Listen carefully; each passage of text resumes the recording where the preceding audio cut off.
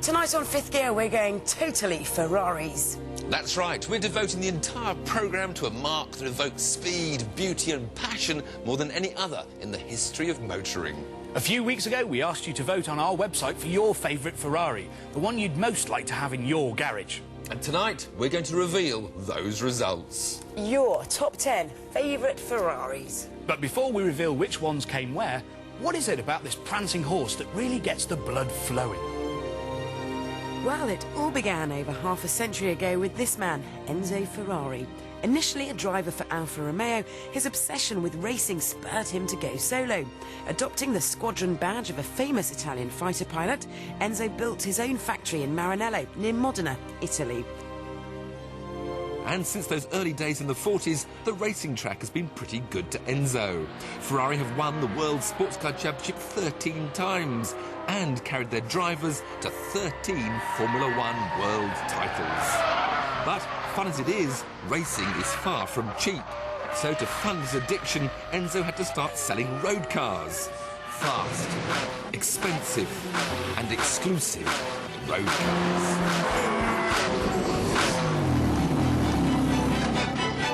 So, which Ferrari is the nation's favourite? Well, in a radical move, we've decided to start at number 10 and work our way to the top. And kicking off our ranking in 10th place is the Dino.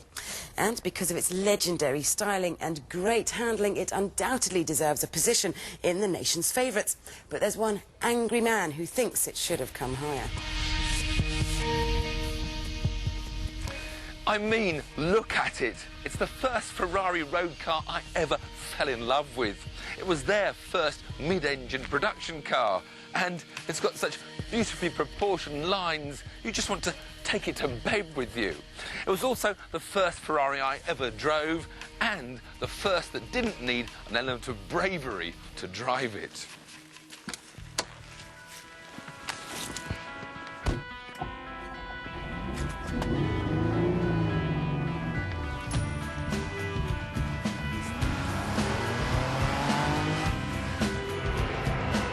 OK, I know it's only got 198 horsepower and you get that sort of figure in a hot hatch nowadays. You have to remember that when I first borrowed one from a friend who was slightly better off than I was, I stepped straight from a Morris 1000 into a Ferrari Dino.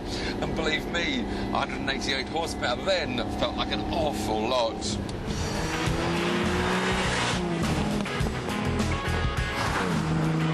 Of course, in modern terms, it's not the most brilliant of drives. It's got this awful Italian driving position with the steering wheel right down on my knees. But you tend to forgive it all of that just because you love it so. Handling-wise, it was very safe and solid mid-engine, a bit of mild understeer, no sudden oversteer that the Ferraris of before have been more famous for.